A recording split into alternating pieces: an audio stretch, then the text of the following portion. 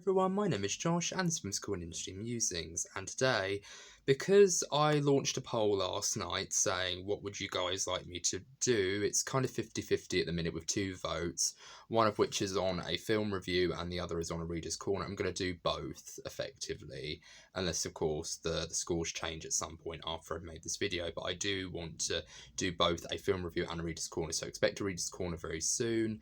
But for now, I'm going to be doing a film review, and the film that I'm going to review is called Alfred Hitchcock's Frenzy. And I know what you guys are all thinking, I already did a video of this particular film before, but with my old review, I kind of just wasn't very happy with it, and I didn't really feel like I gave the film that much, I didn't do the film justice in any way, so I feel like instead of just basically leaving it there on my site, I thought delete it and then just do it again, do my own little remake of that review. So Frenzy is Hitchcock's last film, and what a very interesting note to end out on, because I feel like this film is effectively everything that was vintage Hitchcock, essentially. Like, you get a lot of very interesting camera angles, you get a lot of great characters, very quirky characters, you get a lot of, interesting plot developments, you have the likeable character who gets wrongly accused of a crime, and you have a very interesting murder mystery at the heart of it, kind of like a very Jack the Ripper style case, even though one character, one extra in the film, would heavily disagree, which is obviously a callback to his early silent film, The Lodger. So there's a lot of very interesting callbacks to Hitchcock's work. But one thing that I really do like about this film is that there are no big stars in it. There are no massive big name actors in it. They are now in comparison to today. Like, if you were to look back at a lot of these characters, you would say that, a lot of these are very big name actors. Like, say, for example, Bernard Cribbins in one of his earlier roles. He's obviously a very big actor. If you're a huge Doctor Who fan, he's in that show. But then there's also other actors like Clive Swift, and there's so many, but I really do like the fact that compared to now, they are quite big names in the British casting industry, but for the most part, all they're acting legends in England, effectively. But if you were to think about it as of then, if you were to watch this from an international perspective, there aren't that very well-known names, effectively. So I do like the fact that Hitchcock made that decision to make all these actors be relatively stage actors or film and television actors in a smaller scale. And this film follows the life of a man by the name of Richard Blaney, who is a old war hero. He works at a pub when we first meet him. And what I really like about this film is it really does begin in a very interesting way, where we are seeing a group of people gather around the Thames to talk about the development of London, and the mayor basically giving this grand speech about the promises that he's going to make the people of London and how he's going to change the world. But then his little speech is interrupted when someone spots the body of a woman floating on the Thames, and one of the biggest details about the body, effectively, is that she's wearing a necktie around her neck, and people are beginning to say, there's been another necktie murderer. So it establishes right off the bat that there is a series of crimes being committed by someone known as the Necktie Murderer, and there's also a little bit of dark humour in this opening scene with the main characters comparing him to Jack the Ripper, and then one person in the crowd basically corrects them and says, oh no, he never used to do that, he used to carve them up, and things like that. And he said, he sent a bird's kidneys to Scotland Yard once, wrapped in brown paper. And then his wife goes, I'm sure the nice young lady doesn't want to know any more about that, Harold, thank you very much. So there's a lot of dark humour in this opening scene. But what I really love is the politician makes a very interesting observation. He says, isn't that girl wearing one of my neckties? And then it quickly cuts to the main character fastening his necktie. So right off the bat, this tells you two things. Hitchcock wants you to trust no one. Like, every single one of these characters, every single male character who has ever worn a necktie, you're immediately meant to be distrustful of, because that cut was quite the cut. So I really do like that establishment right away.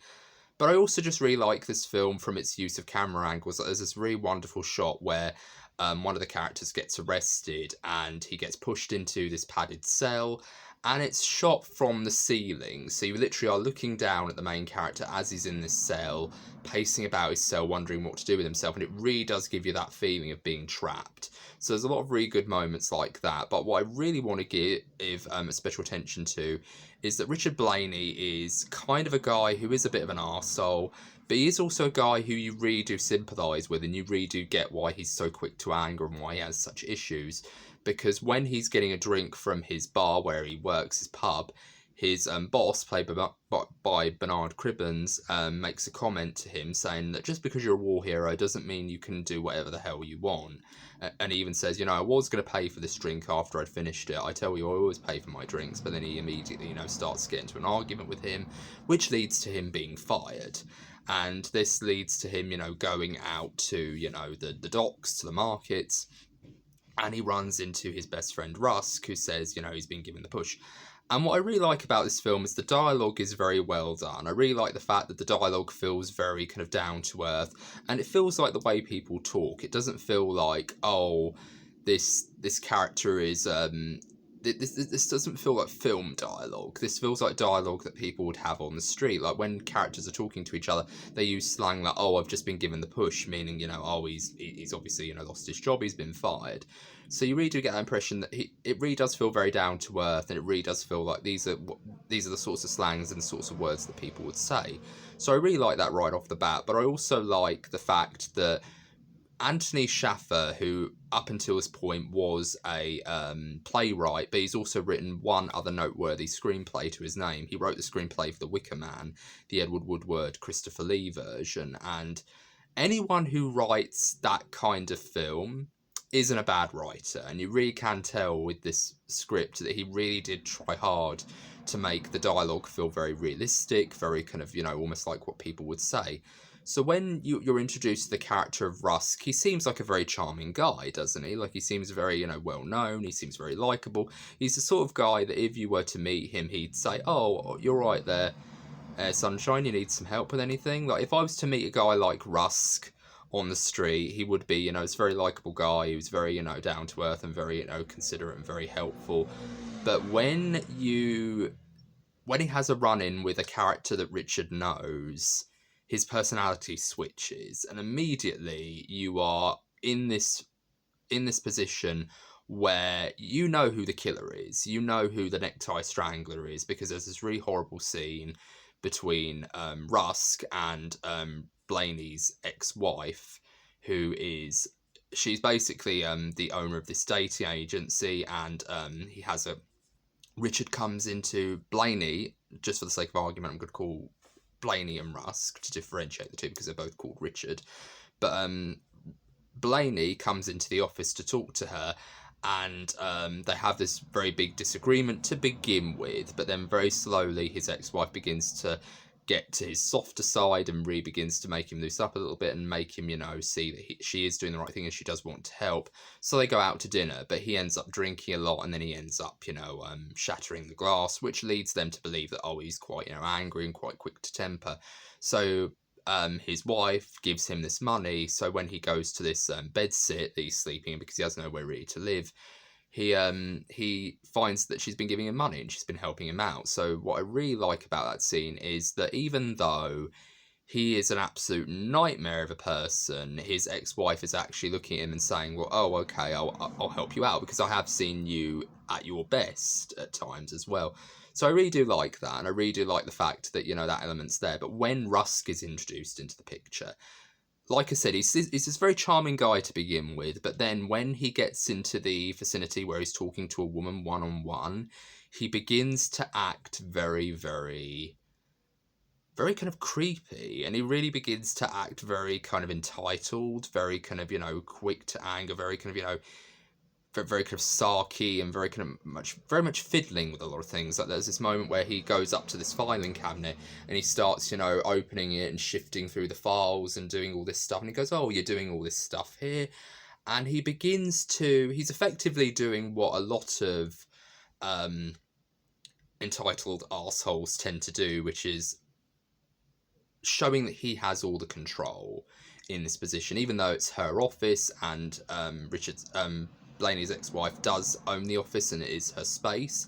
he's basically fiddling with all the files. He's sitting on her desk at one point. He wants to know that I'm in control now. I'm in control of this scene. And there's even a moment where he begins to take an apple off of her lunch tray and he begins to indulge. He doesn't ask her, can I have this apple? He just basically starts eating it. And I'm just thinking to myself, what an entitled arsehole he is. But then you realise that this is all basically a means of showing that he basically is in control. He wants to take the lead. He's becoming a participant in this horrible waltz that's going on, which leads to this poor woman's death. And this scene is very harrowing, and I wouldn't be surprised if a lot of people watched this scene and they said, oh, it was very difficult to watch. I literally had to skip it, or I had to, fast forward through it, because honestly, it is very harrowing. The performances are very, realistic, and it is really horrible to watch. But I really could find comfort in it in a very bizarre way, because in the behind the scenes of this film, the actor who plays Rusk and the actor who plays Blaney's wife really did kind of help each other through it. And they were like saying that, oh, come on, it's only a few days, and we'll get through this, I swear. Like, it really is wonderful to see that the actors playing these two characters did get on so well, and they were helping each other through it, because that really kind of makes me feel a little bit more happier about, well, not happier, but it makes me feel a little bit more calmer when watching this film, or this scene in particular, because it really does show that these characters really did work hard to sell the horror of what this woman is going through in this scene. And it is very difficult to watch. It's probably the most harrowing thing Hitchcock has done since the shower scene in Psycho. I mean, it really does show that he has the power to shock people after all these years. But what I really love about this film is it's just such a well-written script. Because when it comes to the casual, down-to-earth conversations of characters in pubs, or whether it comes down to the conversation of a certain detective and his wife, you really do get the impression that this particular film is very well structured. Like, say, for example, Anthony Shaffer said in the behind the scenes that he didn't want to show the murders, a series of murders, because as soon as we see the first one, we wanted to see the first one, which was the death of Blaney's wife, which we see in very graphic detail, but when the second victim is murdered, we don't see it. And in fact, it's probably one of the most famous scenes in the entirety of Frenzy, where the camera is at the top of the stairs. They follow the characters up the stairs and into this room, and it literally stops at the landing with the curve that goes down to the other floor. It stops right there, and Rusk says a very telling line, which is used in the first murder instance. Anthony Shaffer uses a line and says the line is, "You're my kind of woman." And that line is very important, because that's the line that he says to every other woman before he's about to kill them. So when we hear that line on the second murder, we're dreading this woman's demise, because we know that that's the key word that he uses to basically show that he's going to kill her. He doesn't want to keep her alive. He wants to keep her dead. He wants to make sure that she dies. He's not interested in, a relationship. He's interested in a submissive. That's Rusk's entire MO. He wants women to be absolutely subservient to him. He wants an old-fashioned kind of woman who will do things for him, live and breathe for him. But when women don't want that, he completely and utterly kills them. He takes away their agency, literally. And I really do think it's such an incredibly twisted character, and I absolutely think Rusk is Hitchcock's best villain. Like, I really do think he is literally so despicable that when you see him, you just want to punch him in the face. Like, whenever you see him, like, he's such a horrible person, but I really do love that, and the actor who plays him does an absolutely wonderful job of reselling how evil this guy is, and how twisted, and how really kind of sickening he is. Like, you really do cringe whenever you see him on screen after that. Like, you really do kind of want to shout at the screen, like, he's right there, he's right in front of you. But poor Richard Blaney, he gets framed for the murder of his wife, because when Rusk leaves the agency, the secretary comes along, and she basically goes up to that floor, and she sees the body, and she sadly sees Blaney leave the crime scene. So he's immediately pegged as being the killer, being the necktie strangler, and this creates an entire goose chase where Blaney is trying to figure out who the necktie strangler is, who is actually killing these women, and of course he's also trying to avenge his ex-wife, who is very good, who's very friendly with he has a very good friend in her as well. So I think that's really important. But what I really do like about this entire film is how they utilize the referring and referring of information, because what I really like is that Anthony Shaffer, like I said, he doesn't show any other murders after this scene. This is the big standout kill scene. The rest of the murders are pretty much all done off screen. But what I really love is how when the detective gets involved, he basically has a wife who loves good old-fashioned gourmet French cooking. But the poor guy can't get a decent meal in weeks because his wife always cooks these horrendous-looking French gourmet meals. And all he wants is a good fry-up, all he wants is a bit of bangers and mash, or any kind of traditional British cuisine. He doesn't want to, have all this fancy airy-fairy stuff. But what I really love is when we get to the real crux of the story, where he's trying to figure out who killed these women, trying to figure out the main identity of the killer, is Anthony Shaffer uses the dinner scenes where he's basically going over the information. But what I really love is that it's all information that we already know as an audience member, but the way he relays it to us, he does it through a great bit of dark comedy. Like there's this one scene where he's describing one of the death scenes where, the victim's hands were pried open because the victim was clutching something, but rigor mortis had obviously set in, so he couldn't very easily prise open the hands. He had to force it open. He had to break one of the fingernails, and then the wife breaks off one of the breadsticks to eat it. And I really do love that timing, the timing of that cut where he says, "Oh, he had to break one of the fingers," and it just goes, and then she eats the breadstick. I love little moments of that. I love how they combine really good filmmaking with really clever scene setup. And I really do think this film should be seen because it is one of Hitchcock's best. It's his last film, obviously. So, and can I just say, this was Hitchcock's last film, and what a note to end on. Like, this film is incredible. I really do love the dialogue in this film.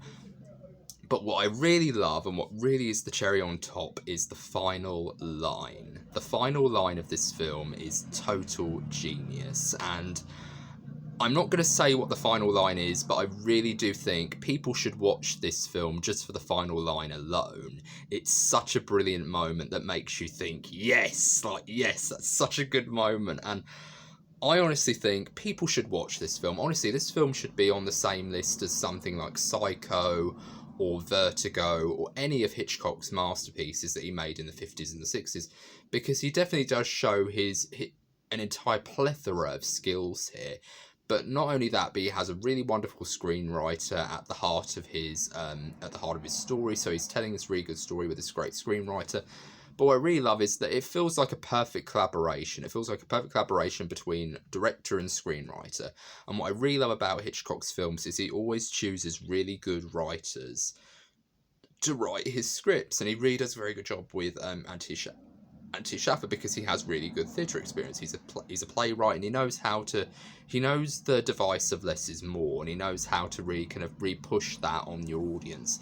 And we're effectively playing the detective, or we're literally playing the mute witness. We're the people who have been seeing these murders, but we can't tell the characters who the murderer is because, of course, there's that barrier between, the actual film and the audience. So when people watch it, they're totally, squirming in their seats. They know who the killer is, but we can't relay that information because, of course, there's the screen and then there's us.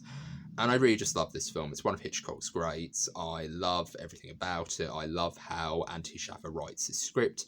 I love the clever use of, showing one death but then not showing the rest, because I think that's a really great way of just showing how evil Rusk is. But then it also has a lot of great dark comedy. Like there's an entire sequence where after killing someone, he tries to dispose of a body, and he disposes of a body in a sack of potatoes. But then he has to jump on that potato truck when he finds that one of his tie-pins is actually in the clutches of the victim. And if that tie-pin is found, they could very easily trace it back to Rusk. So he immediately has to try to, get that tie-pin out of that victim's hand. So he has to literally prise open the fingers, again with that wonderful dinner scene where he's saying that, oh, he couldn't, force the fingers apart naturally. He had to, because rigor mortis is set in, so he had to break away one of the fingers, and then, of course, the breadstick going, which is really fantastic as the wife eats the breadstick. That's such a great moment. It's such a great bit of dark comedy, but I really do love that setup because it tells you everything you need to know. It tells you a great thing about the characters, which is that he doesn't like her food, but she's obviously eating it. And I love the fact that the wife doesn't eat any of the food that she prepares. She just basically eats one of the breadsticks.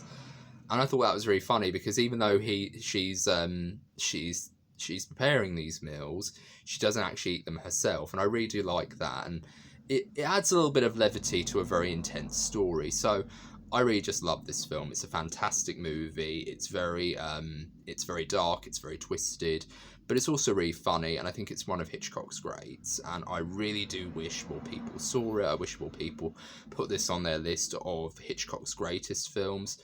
But because people often think, oh, it's Hitchcock's last film, it doesn't really deserve much talk or that much conversation, but I really do love it. And one of the last things I want to talk about before I finish, because we're already 20 minutes into this video, I want to talk about the score by Ron Goodwin, who composed this score after one of the other composers was fired after he basically made a score that was too reminiscent of Bernard Herrmann. And I've listened to both scores, and even though I do love the original score that they were going to go for, because it really does sum up the very dark and very gothic elements of this story, I really do think this score that Ron Goodwin chose, or the one Ron Goodwin composed, was literally perfect.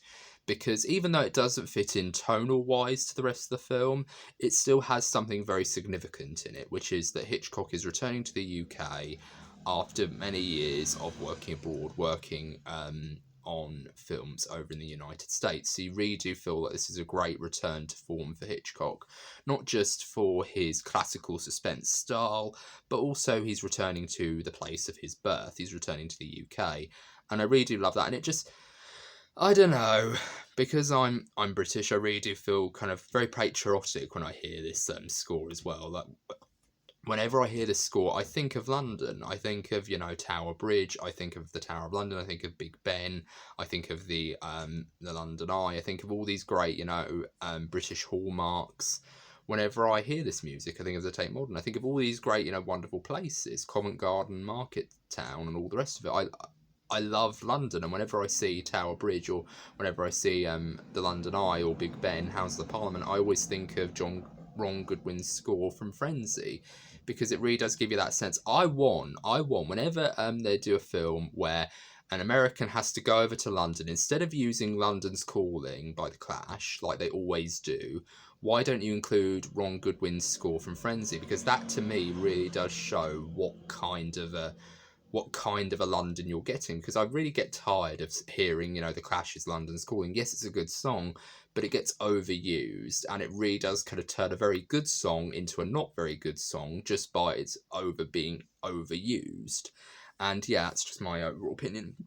But please check out this film, Alfred Hitchcock's Frenzy. It's one of Alfred Hitchcock's best. It's his last film, and like I said, what a note to end out on. This film is incredible. I'd highly recommend it, and if you can find it, it's on YouTube, but I would also recommend looking elsewhere. I'd recommend picking up the Hitchcock collection as well, which it has all of his films. I did used to have that, but I can't remember where it was. Maybe it's in my... maybe it's tucked away somewhere in my room, but I really do like this film, and I really do like the Hitchcock collection. I would highly recommend, if you can find it on Amazon, I'm sure it's on Amazon somewhere, but I would recommend getting the Hitchcock collection, all of his films, from his very first, back in the days of the silent film era, all the way to his very last, which is Frenzy. I would highly recommend checking out this film. It's a fabulous piece of work. It's a fabulous piece of storytelling using the visual medium of film. So yeah, I would highly recommend it, and I hope you're all having a very good day. This has been Josh with Whimsical and Interesting Musings, and let me know in the comments what you thought of this film. If you've seen the film Frenzy, let me know what you think, and I hope you're all having a very good day. This has been Josh with Whimsical and Interesting Musings. Look forward to more reviews very soon. Take care, bye-bye for now.